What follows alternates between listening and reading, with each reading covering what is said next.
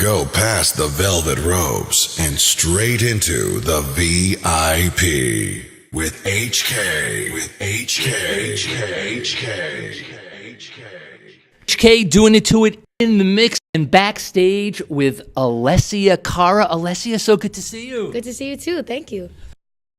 From the first time I heard Here, I thought I cannot wait for the day to meet you, because that song just resonated on so many levels. Really? You know, I mean, besides the music being so tight in the pocket, lyrically, I mean, it just resonates with all of us because we all know what it's like to go through that. Share with us the experience behind that, because if I've heard right, that's the first time sitting down and writing a song, right? Yeah.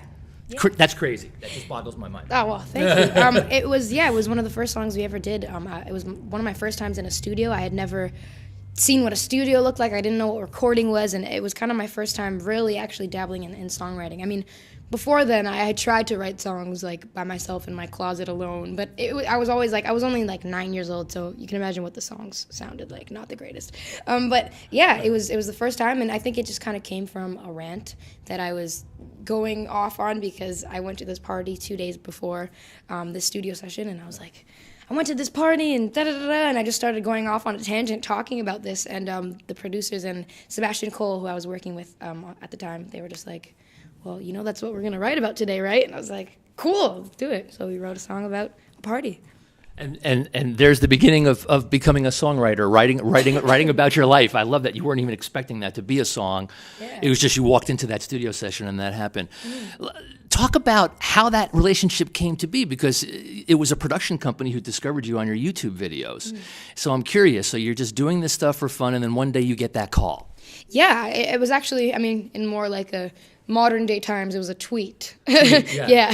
So it was like, I was 16 at the time, and I received a tweet from this production company that I, wasn't familiar with, and I didn't know if it was legitimate or not, because of course, being a 16-year-old in this day and age with the internet, you never know what is going down there. So Make sure it wasn't anything creepy. Yeah, so I was like, okay, if you guys are serious, then give us a number to contact, and then my dad will talk to you, because I obviously am a minor, and I don't know what you guys want from us, so I told my dad, I was like, Dad, please, can you talk to these people? Because, of course, I had a dream of doing this, and so when you see people that are interested in you, you want, it to happen, and so I was like, Dad, please, can you contact them and just talk to them and see what they want? And so I remember sitting across the table from him while he was on the phone, and he was just like, I was like, what are they saying?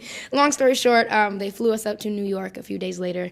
I met with them, and they were just like, well, do you want to start writing your own songs? I was like, of course.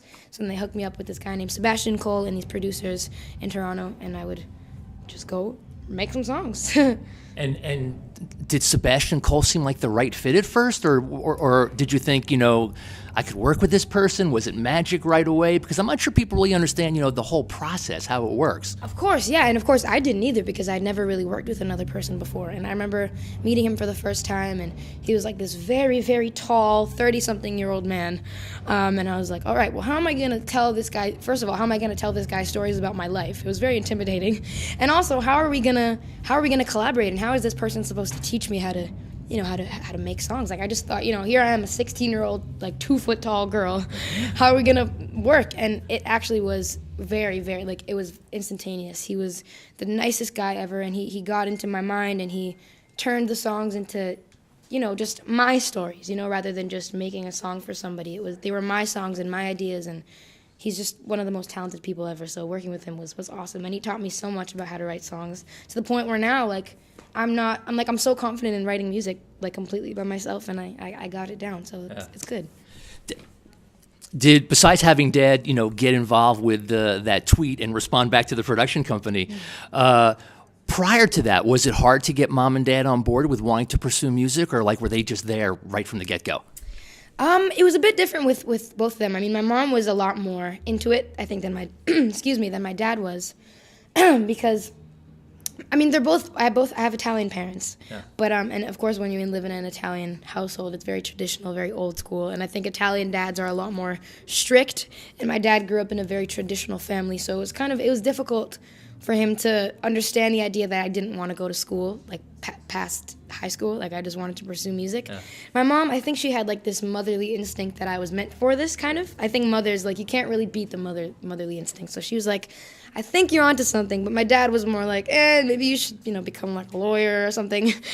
So I'm actually very surprised that he took the call in the first place and that he was willing to call these people. Yeah. I think that was just, because it was meant to be. And I am too, because knowing old conservative dads, Italian dads, exactly. you get a normal job and, go be a lawyer, go be an accountant. What, music business? What, are you kidding me? Yeah, exactly. It's like, it doesn't happen. He would always be like, that doesn't really happen for people. But I think once he realized that I was serious about it and that there were people interested, I think that's when he started changing his mind. And now he comes on the road with me. He does the merch now. He's like sweating every night, like working, and he really enjoys it, which is really cool. Nice. And he still gets to keep an eye on Alessia that way. See, don't be fooled. There's a strategy. Of course there is. Yeah, it's like, I know you're doing that. Okay, I'm sure you enjoy this. Yeah. He just wants to watch over me, make sure I'm not doing anything stupid. Let's talk about the current single, Scars Here Beautiful. Again, another song that lyrically just is so poignant and resonates with people. Where did that come from? It came from just, honestly, all the songs, of course, come from personal experience, but I think this song in particular, it kind of just came from a place in my own mind and in my own heart, and I think that mainly women in general are just kind of told we need to look a certain way all the time, you know what I mean, and dress a certain way, and there are just so many expectations placed on women in this day and age, and it was definitely, it was kind of hurting my own self-esteem, and I know that that hurts a lot of people's self-esteem, and so I wanted to make a song to kind of talk about that and kind of remind people or provide people with a different perspective and saying that maybe it's about time that the world changes its heart and changes its mind about you rather than you having to change for the world. And so really that song is just, it stems from my own insecurities, and I think that lots of people have similar insecurities. Video was just phenomenal. I just love the visual interpretation of the lyric and the message behind all the imagery of that. Yeah. Thank you. I'm glad you think so. I'm glad. Thank you. Yeah, very well done. This has all been very fast and very new for you. You still have managed to be in a lot of venues, and you're out on the road, and you've been touring with Coldplay and everybody. So you've seen lots of different size venues. What's been the most exciting experience live for you so far that you really enjoyed playing, and why? I think just doing it live in general and going on your own tour in general is really awesome because you kind of see all the people in person, all the people that have been supporting you, and basically the reason that you're able to be on that stage, you're seeing them all in person and you're seeing them sing along, and there's nothing more amazing than just like seeing who you're reaching and seeing them sing your lyrics. It's one thing to like read a statistic or read how many things you sold or whatever, but seeing them in person is like, it's just a whole other level. It's beautiful. Yeah. Craziest thing that's happened so far on the road? Oh my goodness, so many things actually. What's one? One time I was walking, I believe it was in Chicago, and I was walking by myself. I don't know why I chose to walk around Chicago by myself, but I did. And this fan saw me, and she basically asked to go to lunch with me. And of course, what are you going to say, right? So I was like, sure, let's do it. And I went to lunch with a fan, and she actually bought me. Because everybody goes to lunch with a fan when they say, let's go to lunch. Yeah, I was like, why not? So she actually ended up buying me Chipotle, which was very sweet, because I was going to buy it for her, but she bought it, and we had very great tacos, and that was... Yeah, I think that's pretty crazy because I didn't expect to run into anybody while walking by myself, but yeah.